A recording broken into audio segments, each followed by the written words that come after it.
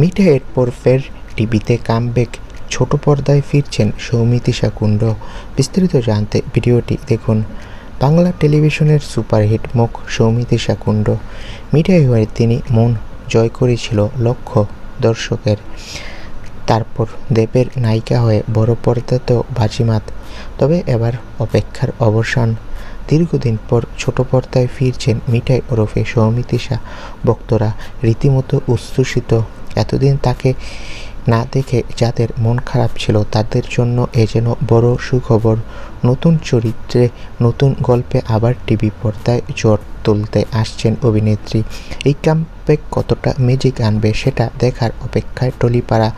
নায়ক থাকতে পারে বিক্রম চট্টোপাধ্যায়, তবে এখনও ফাইনাল হয়নি।